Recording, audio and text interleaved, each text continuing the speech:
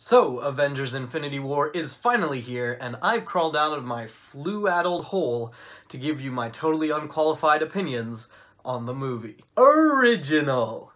So before we do that, here is your spoiler warning. I will be delving very deep into the plot of this movie and all of its marvelous Marvel spoilers. You've been warned. And I think the best way to go about this is to break down the movie act by act so that we can keep track of the flow of ideas as we progress through the movie. So that brings us to Act 1, and I think the movie kicks off in a way that a lot of people expected after seeing the ending of Thor Ragnarok. That's to say that Loki dies, Thanos gets the Space Stone, Hulk gets shot off to Earth, and Thor is lost in space. While it's predictable, it does immediately show the audience just how powerful Thanos is. Loki says, "We have a Hulk," and the Hulk rushes Thanos and gets a few hits in. But then his little Squidward buddy says, "Let him have his fun." And that's when you as an audience go, "Oh shit." And oh shit, indeed. Thanos humiliates the Hulk, beating him so badly that he's too scared to come out of Bruce Banner form for the rest of the movie. It's a great first step in showing off just how powerful Thanos is. Anyway, then we cut to Earth and we get a pretty by-the-numbers action scene. A New York street gets beat up, we see the power of some of Thanos' minions, and Doctor Strange, Iron Man, and Spider-Man end up on the spaceship that's flying off to Titan. It was a fun scene and it got those heroes where they needed to be, but I never really felt like they were in any actual danger, and that proved to be exactly the case. They were all fine. Conversely, the Scotland attack scene was great because it kicks off with Vision getting stabbed right in the gut. And that is something that has consequences. He is weakened for the rest of the entire movie as well. It's an action scene that has consequences for the characters involved.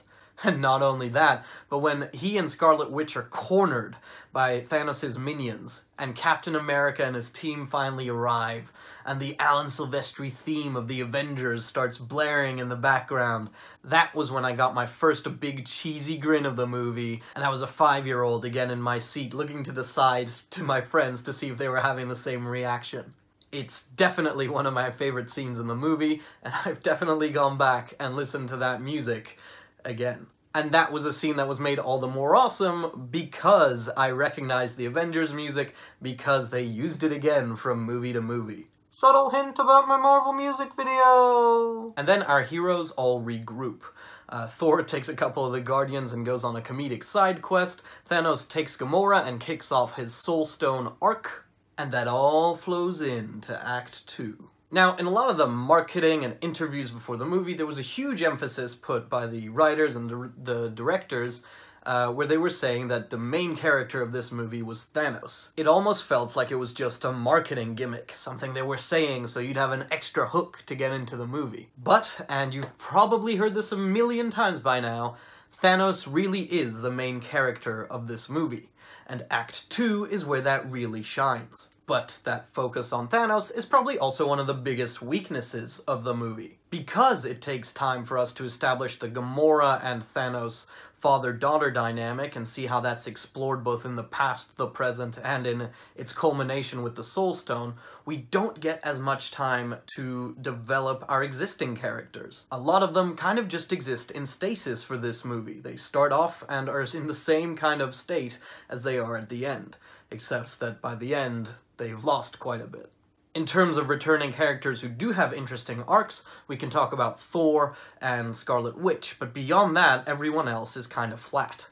However, because of the time that is taken with it, the Thanos and Gamora arc is supremely powerful and emotional. We see that Gamora is willing to kill Thanos, but when she thinks she does, she's heartbroken by the idea. We also see just how much Thanos loves his daughter, and that love seems to be almost because of her defiance of him, rather than in spite of it. His only real disappointment with her as a daughter is that she tries to lie to him.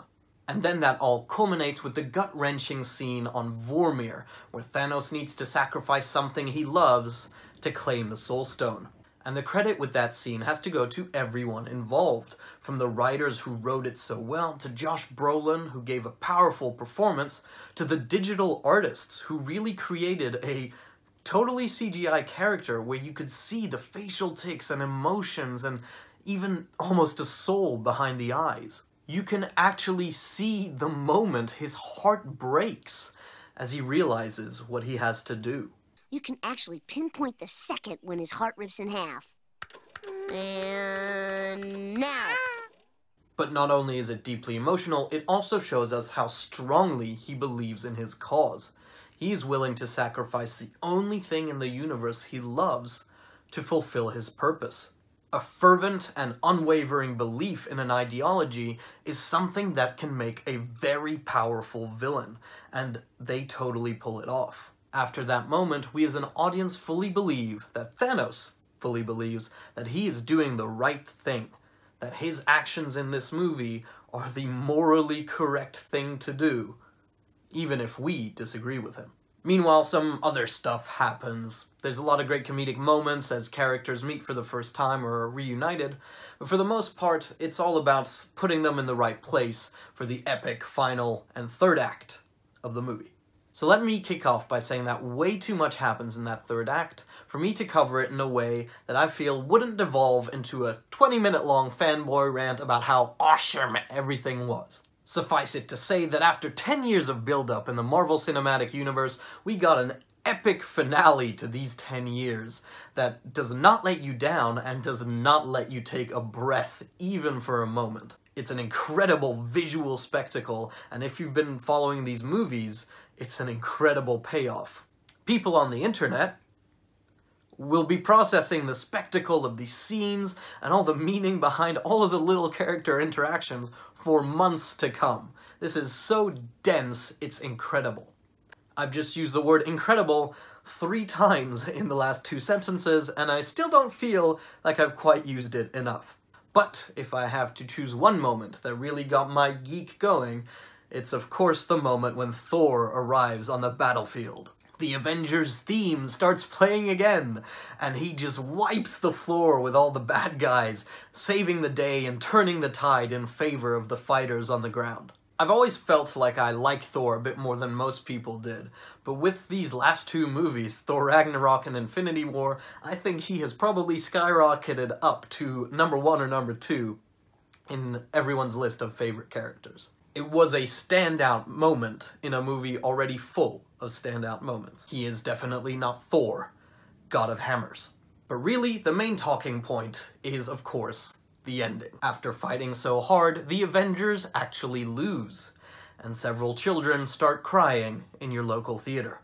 Now, a lot of people predicted the finger snap, but the bets were all on who would be taken afterwards. I predicted almost the opposite of what actually happened, because I thought it would be really interesting to see the B-team and benchwarmers have to figure out what to do after losing all their leaders. There's no Cap, there's no Iron Man, and that makes the veterans Ant-Man and Hawkeye, and they have to lead a bunch of new heroes to try and save the universe. And that could have led into future movies where this B-team realized that they're actually pretty good at saving the universe. But it went the other way. Instead, it was almost every hero who was introduced after the first phase of Marvel movies who disappeared. No Spider-Man, no Doctor Strange, no Black Panther, and there's only one Guardian left, it's the Rabbit. It's only the original Avengers who are left, and this will also be a really interesting direction to take the next movie. For the first time, they have failed, and now, with half the population of the entire universe gone, they have to try and find a way to pick up the pieces. What the ending means also is that Avengers 4 is going to be a lot more sparse with its characters, which means we can return to a focus on arcs with the characters we know and love. When you're only dealing with 6 heroes instead of 24, there's a lot more time to focus on individual arcs and relationships. More than that, though, it also means that we as an audience will get one last chance to celebrate with the Avengers we've known since the beginning. Whether it's because of age or expiring actors' contracts, we might not see Captain America, Thor, and Iron Man for very much longer. So it'll be one last outing for them all together. It'll be a battle for and celebration of this universe that they have all shaped together. And then they pass on the baton, and we may have to say goodbye to some of our favorites. So, all in all, Avengers Infinity War is not a movie that can stand on its own in any way. But, because Marvel have done such an excellent job at building this universe and these characters, as well as laying the foundations for the future, It's definitely a movie that is worth loving in every way. Well, except that way, you dirty bastards. We're in the end game now. Don't think I missed old Doctor Strange dropping that bomb about the one plan that will work. He knows exactly how Thanos can be beat, and that means that handing over the Infinity Gems was all part of the plan. The only way for the Avengers to beat Thanos was to let him think he'd won, and that's exactly what happened. So don't worry, your heroes will be back. Or at least the two of them who have sequels coming up.